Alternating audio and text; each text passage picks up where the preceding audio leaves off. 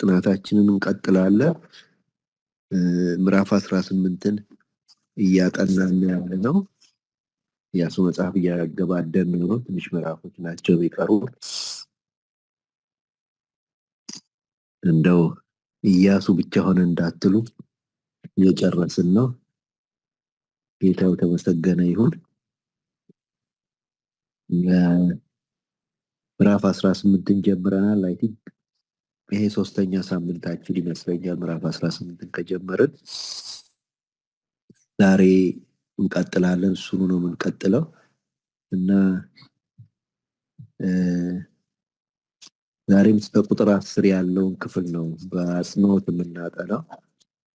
ምናልባት ከጨረስን ከ10 በኋላ ያለውን ክፍል ከ10 በኋላ በጣም ብዙ የምናቆይበት አይመስለኝም። ቶሎ ቶሎ እንሄደዋለን። እስከ 10 ያለውን እናንብብና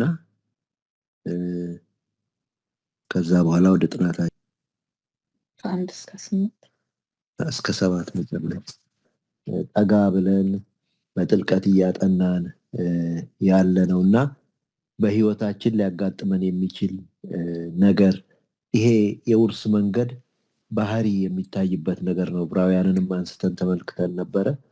በቃ ይሄ ቸል ማለት ነገር የውርስ መንገድ ባህሪ ነውና የዕብራውያን ጸሐፊ ኢንከሬጅ ሲያደርግ አይተን ነበር እና ይህንን ነገር ነው በጥልቀት እያየን ያለ ነውና በመጀመሪያው ሳምንት ትዝ ይላችሁ እንደሆነ ሳይወርሱ አምልኮ ማምለካቸው ሳይሆን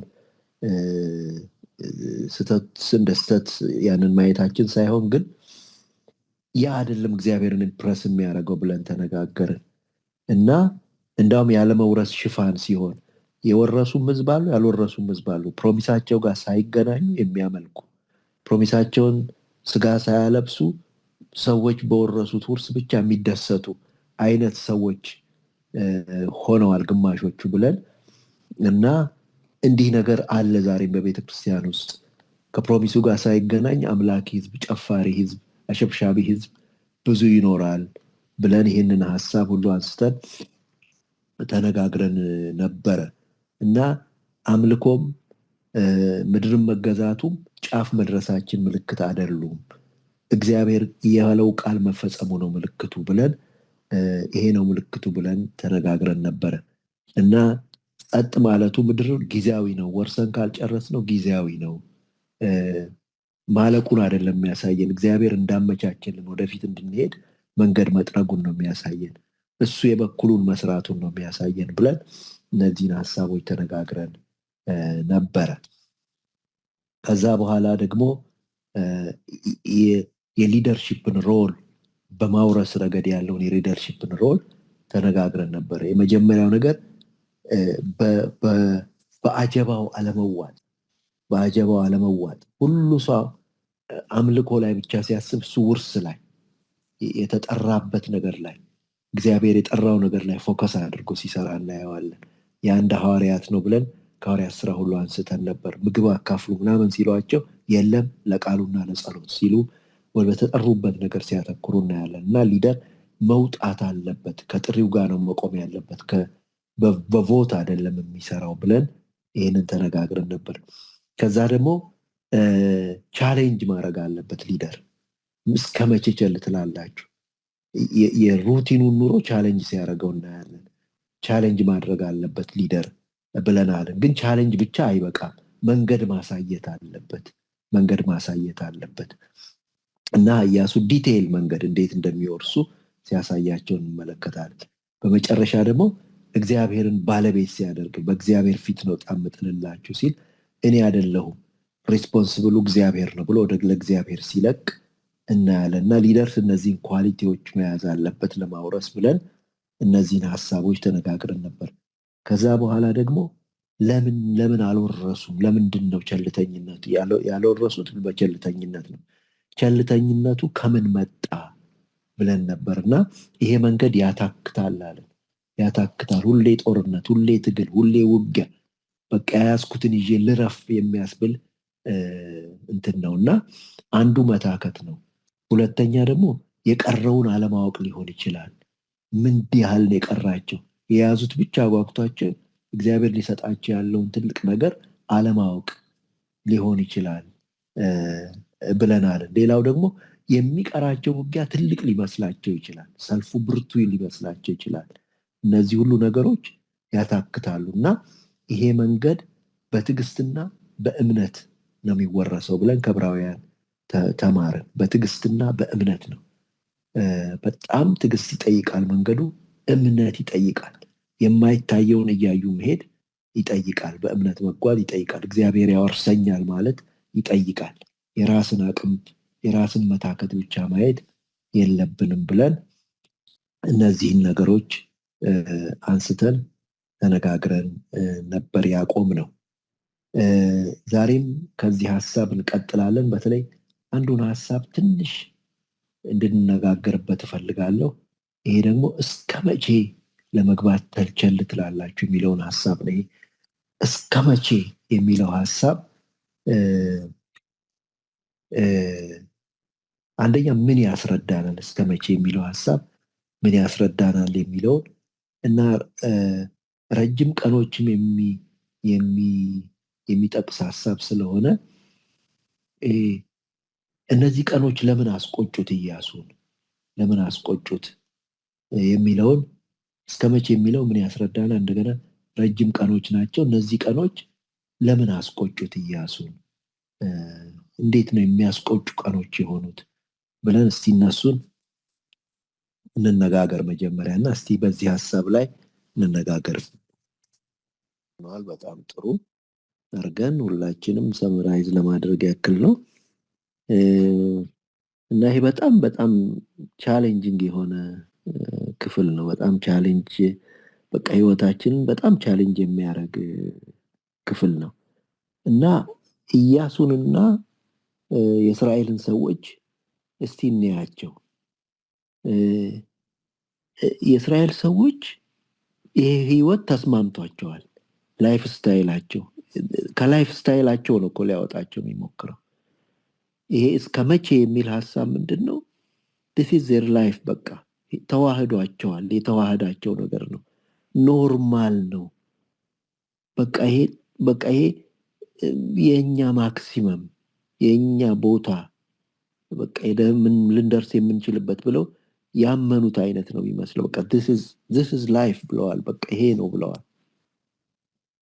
ኢያሱ ግን አልጣመውም። በቃ ቤዙ እንዳለችው ታክቶታል። በቃ ይሄ ኑሮ ታክቶታል። ኢያሱ ታክቶታል። የሚገርመው ነገር ኢያሱም አልወረሰም። ባይዘወይ ኢያሱም ካልወረሱት ውስጥ ነው።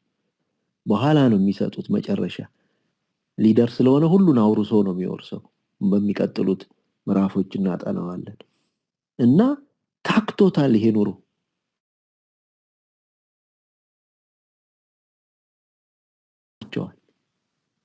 ምንድነው ልዩነት?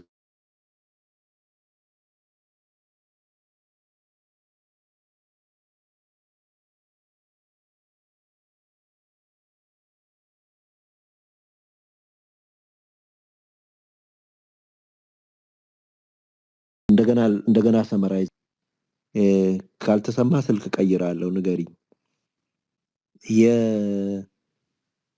ሁለቱን ነጥለን እንያቸው ብዬ ነው። የእስራኤል ሰዎችና ኢያሱ በተለይ ያልወረሱትን። ኢያሱም አልወረሰም፣ እነዚህም አልወረሱም። ያለ መውረስ ህይወት ለእስራኤል ሰዎች በቃ ተቀብለውታል። ላይፍ ስታይላቸው ሆኗል። አልከበዳቸውም። በቃ ኢትስ ጉድ ይጣፍጣል። በቃ እናምልክ እናሸብሽብ ነው። ለኢያሱ ግን እሱም አልወረሰም፣ ታከተው። ቤዙ እንዳለችው በቃ አስጠላው ይሄ ህይወት። ጠበቃቸው አስጠላው። አብሯቸው ሊሄድ አልቻለም። ምንድነው የሁለቱ ልዩነት ስንል ቫልዩ ነው። ቅድም መቅዴ የተናገረችው ለቀረው ነገር እግዚአብሔር ላሰበው ነገር ቫልዩ እና ብዙ ያሁን ህይወታችን እንደሱ ነው። ለዚህ ለምንኖረው ኖርማል ኑሮ በቃ ተስማምቶናል። ለቀረው ነገር ቫልዩ መስጠት አንፈልግም። ትንሽ ነው ቫልዩአችን፣ ወይም ልባችን ውስጥ የለም። ቅድም እንደተባለው ወይ የአገልጋይ ስራ ነው ወይ የሌላ ሰው ስራ ነው። ግን መጽሐፍ ቅዱስ በማቴዎስ ላይ ምን ይላል? መንግስተ ሰማያት የብርቶች ናት። ብርቶች የሚናጠቋት የሆነ በቃ ታግለው ይገቡባታል ይላል። የስራን ጉዳይ አይደለም የሚያሳየው፣ ግን ለመድመቅ በዛ ለማማር በዛ የምናጠቃት ነገር ናት። መተኛት ይቻላል፣ መለገም ይቻላል፣ ግን የተናጠቀ ደግሞ የበለጠ የሚያገኝባት ናት። እና በቃ ከራሴ የሚወሳየው በቃ እንደ ኢያሱ አይነት ፊሊንግ የለንም እኛ። ቫሊዩ አልሰጠነውም ለቀረው ነገር። እኔ የራሴን ነው በተለይ የምናገረው። ግን መንግስተ ሰማይ እንደሱ ናት፣ እየተናጠቅን የምንወስድባት ናት። እና ኢያሱ ለምን እንዲህ አሰበው ይሄንን ነገር ብዬ ሳስብ ነው። ለምን ቆጨው? ለምን አንገበገበው? ምንድነው እነዚህ ቀኖች ማለፋቸው ብዬ ሳስብ ነበር። ግን ትዝ ይላችሁ እንደሆነ ኢያሱ እግዚአብሔር ጋር ኢንካውንተር አድርጎ ነበር በዚህ ጉዳይ። አንድ ጊዜ መጥቶ እግዚአብሔር ያልተወረሰ እጅግ መሬት ቀረ፣ አንተ እኮ ሸመገልክ ብሎት ነበር። አይ ቲንክ ያ ኢንካውንተር ኃይለኛ ነው። ለካ ቀን ማንገብገብ አለበት። ቀን ዝም ብሎ ሲያልፍ ዝም ብሎ ሲያልቅ ማንገብገብ አለበት። ኢትስ ኦኬ የሚባል ነገር ለካ አይደለም። ያ ኢንካውንተሩ ይመስለኛል እንትን ያለው እና እነዚህ ዝም ብለው ስለሚያልፉ ቀኖች የሚያስብ ሰው ሆኗል።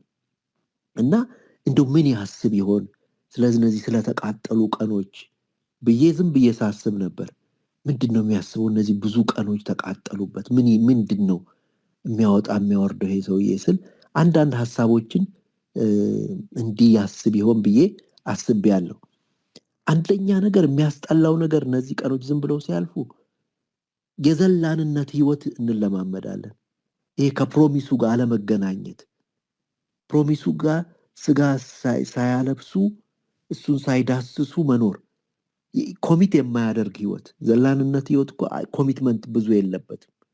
ኮሚት የማያደርግ ህይወት እና ብዙ በቤተ ክርስቲያን የሚታየው እሱ ነው። ሰው ከውርሱ ጋር ስላልተገናኘ ስላልተነካካ ኮሚትድ የሆነ ህይወት አይኖርም። በቃ ዝብርቅርቅ ያለ ነገር እናያለን። እና እነዚህ ቀኖች ይህን ያስለምዳሉ፣ እንደዛ አይነት ነገር ያደርጋሉ። ባለፉ ቁጥር ስታይል እየሆኑ ይመጣሉ፣ ህይወት እየሆኑ ይመጣሉ። ሁለተኛ ነገር በሚቀጥሉት ምዕራፎች እንማረዋለን። እነዚህ ቀኖች ባለፉ ቁጥር ያልተያዙትን ቦታዎች እኮ ጠላት መልሶ ሊይዛቸው ይችላል። ዋጋ ተከፍሎባቸው ተዋግተንባቸው እንዲሁ የተኛንባቸውን እኮ መልሶ ሊይዛቸው ይችላል። ይሄ ያሰጋው ይመስለኛል ኢያሱ። እንደገና ቢያዙስ፣ እንደገና ዋጋ ሊከፈልባቸው፣ እንደገና ደግሞ እግዚአብሔር ይታማበታል። ሙሴ ያለው ትዝ ይላችኋል። ትታማለህ እግዚአብሔር ላታወርሳቸው አወጣሃቸው። አሁን እግዚአብሔር በቤተ ክርስቲያን በብዙ ይታማል። ከኛ የባሱ ናቸው፣ እንደዚህ ናቸው። ሰው እኮ መድረስ ያለበት ጋር ስላልደረሰ ነው እንደዚህ የሚባለው። እግዚአብሔርን ያሳሙበታል። እንዲሁ ነው ለካ እንዲሁ ነው ይሄ ነገራቸው። ግን ሐዋርያት ሥራ ላይ ስታዩ አንድ ሰው እንኳን ሊደፍራቸው የሚችል አልነበረም። በደስታ በህዝቡ ሁሉ ፊት ሞገስ ነበራቸው ይላል። እግዚአብሔራቸው ተፈርቶ ነበር። በእነሱ ምክንያት ተፈርቷል። በቃ ተነካክተዋል። በቃ ከውርሳቸው ጋር እና ስጋ ለብሶላቸዋል። ስለዚህ እግዚአብሔራቸው አይታማም በእነሱ። እነዚህ እንደኛው ናቸው። የዘንድሮ ጴንጤ ተብለናል። አሁን እኮ የድሮ ጴንጤ በጣም ይፈራ ነበር። እየተገረሙ ይሳደባሉ የሚለው በአንደኛ ጴጥሮስ ላይ እንደዛ ነበር። አሁን ግን አያስገርምም፣ ኑሯችን አያስገርምም። ምንም ኢትስ ዘ ሴም እና ዝም ብለው ይሰድቡናል። እንዳው በየቲክቶኩ ብታዩ መቀለጃ ነው የጴንጤ ነገር። በተጨማሪ የሚያስበው የሚመስለኝ ብዙ ቀን እኮ የለንም።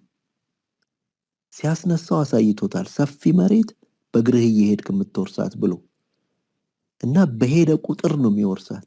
እነዚህ የሚቃጠሉ ቀኖች የዛን መጠን የመውረሱን መጠን እንደሚቀንሱበት አውቆታል። እና ቀን እኮ የለኝም፣ እናንተ ትቀልዱበታላችሁ። በዚህ ቀን የለም እኮ፣ አይበቃም እኮ፣ ሄደን አንጨርሰውም እኮ፣ ቶሎ መነሳት አለብን እያለ የሚያንሰላስል ይመስለኛል። እና ይሄ እስከ መቼ የሚለው ሀሳብ በጣም ሰፊ ነገር ሳይሆን አይቀርም። ከዚህ ላይፍ ስታይል መውጣት ያስፈልጋል ነው የሚላቸው። እና መቅዲ ቅድም እንዳልሽው ነው። በቃ የቫሊው ነገር፣ ቦታ የመስጠት ነገር፣ ልናጠቅን ማለት ነገር በቃ ደክሞናል፣ በጣም ደክሞናል። እንደዚህ አይነት ህይወት ውስጥ ነው ያለ ነው። እንደዚህ አይነት ህይወት ውስጥ ነው ያለ ነው። ስለዚህ እኔ ዝም ብዬ አሰብኩና አሁን እስከ መቼ የሚለውን ነገር ወደ እግዚአብሔር እናምጣው ያልኩኝ። በቃ ጌታ ሆይ እስከ መቼ እንዲኖራል? እስከ መቼ እባክህ ጀግና አድርገኝ፣ የምናጠቅ አድርገኝ፣ ልሂድ የሚል የኢያሱ መንፈስ ይሄ ሁሉ ተኝቶ እሱ ልሂድ ይለዋል።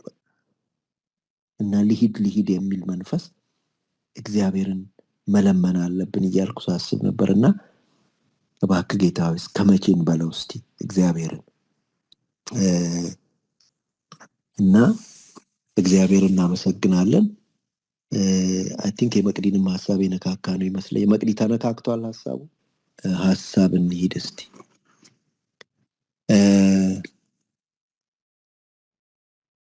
የሚቀጥለውም ሀሳብ እዛው አካባቢ ያለውን ክፍል ነው የምናነሳው።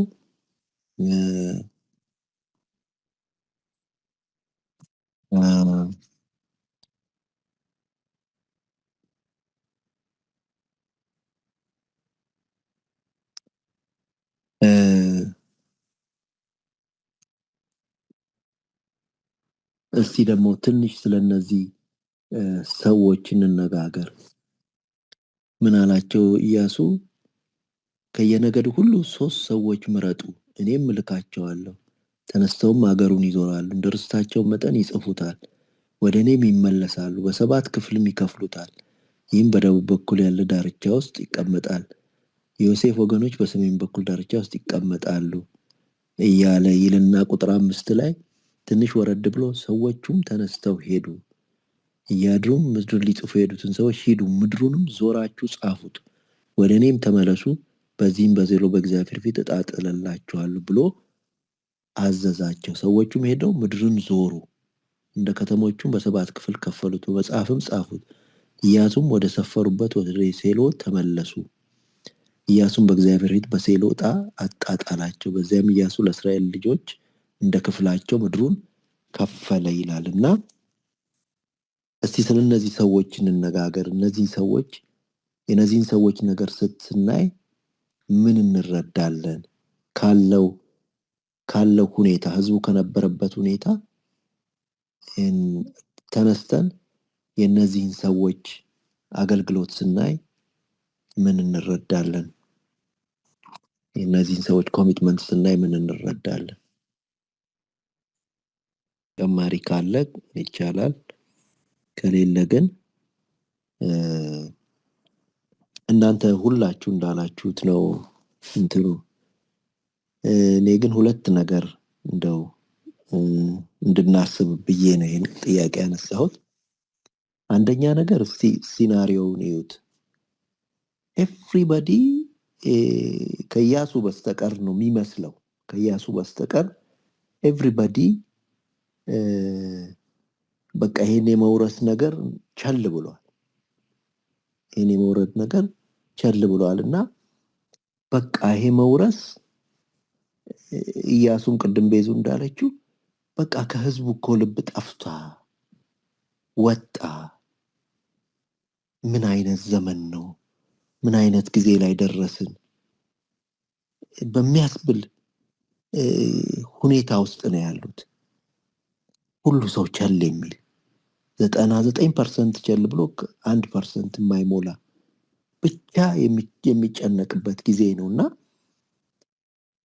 በእውነት የመውረስ ነገር ያንሰራራል ወይ ቦታ ያገኛል ወይ ብሎ የሚያሳስብ ጊዜ ነው። ግን ደስ የሚለው እግዚአብሔር ቶሎ የሚያነቃቸው ሰዎች አሉት። እኔ ደስ ያለኝ እሱ ነው። አንዱ አሉት በቃ እና ሆፕ እንትን ማለት የለብንም፣ መቁረጥ የለብንም። አሉት እግዚአብሔር ሰዎች። ኢያሱ ብቻ አይደለም፣ እሺ የሚሉ ሰዎች አሉ። ሶስት ምረጡ ሲባል ወዲያው መጡለት። ብዙ ጊዜ ወሰደ አይመስለኝም። ወዲያው ደግሞ ሄዱ ይላል እና ይሄ አንዱ ነገር ነው። የእግዚአብሔር የመውረስ ሐሳብ በምንም የሚሰነካከል አይደለም። እግዚአብሔር የሞተ ቢመስልም የሚያነሳው ሐሳብ ነው። ይሄ አንዱ ነገር ነው። ሁለተኛው ነገር በቃ ፕራክቲካል ሜጀር መውሰድ። ፕራክቲካል ሜጀር ለመውሰድ የመጀመሪያው ሰው መሆን። በቃ ሲመረጡ እሺ አሉ እና ፕራክቲካል ከዚህ ህይወት ለመውጣት ፕራክቲካል ሜጀር ሊወስዱ ነው እነዚህ ሰዎች። ዋጋ የሚያስከፍል ሜጀር ነው። ሁሉ ሰው በተኛበት ጊዜ እርፍ ማለት በሚፈልግበት ጊዜ ሊንቀዠቀዡ ነው። ዙሩ ነው የተባሉት። ሊዞሩ ነው። መንቀጭቀዥ ነው። በቃ ከቤት ከሚስታቸው ከልጆቻቸው ከኮምፈርት ዞናቸው ሊወጡ ነው። ከኮምፈርት ዞን መውጣት ነው ዋናው እኮ። ከኮምፈርት ዞን አለመውጣት ነው እኮ ያላስወረሳቸው እነዚህን ሰዎች። ይሄንን ቴምፕቴሽን ሊሻገሩ ነው እነዚህ ሰዎች። ይሄንን ሃርድል ይሄንን በቃ ሁሉን ሰው ከቦ ዘግቶ የያዘውን ነገር ሊዘሉት ነው። ኮምፈርት ነው ችግሩ። ሊያልፉት ነው። በቃ ዘለው ሊወጡ ነው እና በእግዚአብሔርን በርስቱና በህዝቡ መካከል ብርጅ ሆነው ታዩኝ። ድልድይ በቃ በቆመው የርስት ጉዳይ ላይ ድልድዮች ሆኑ። ከኮምፈርት ዞናቸው ልውጣ በመወሰናቸው ማለት ነው ዘዋሪዎች ሊሆኑ። ቅድም እንዳልነው ብዙ ችሎታ ያላቸው አንድ ኮሜንተሪ ላይ ምሳሌ በሰርቬይ በምናምን ችሎታ ያላቸው ሊሆኑ ይችላሉ። እንደዚህ የሚል ነገር አንብቤያለሁ። ብዙ ችሎታ ያላቸው ሰዎች መሆን አለባቸው። የተለያየ ነገር ግን ከኮምፈርት ዞን መውጣት፣ ጠላት ቢያጋጥም መግጠም፣ በቃ የሆነው ይሁን ብሎ ፕራክቲካል ሜጀር መውሰድ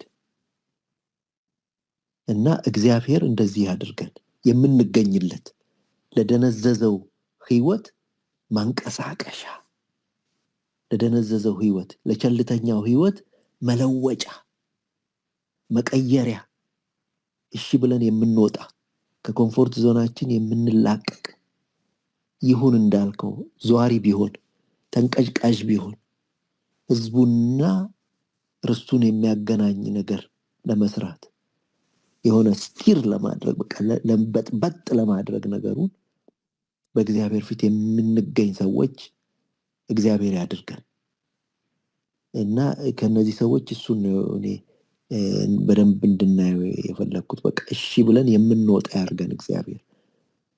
ፕራክቲካል ሜጀር የምንወስድ የመጀመሪያዎቹ ሲፈለግ ሰው የምንገኝ እግዚአብሔር ያድርገን። አይ ቲንክ የዛሬ ጥናታችንን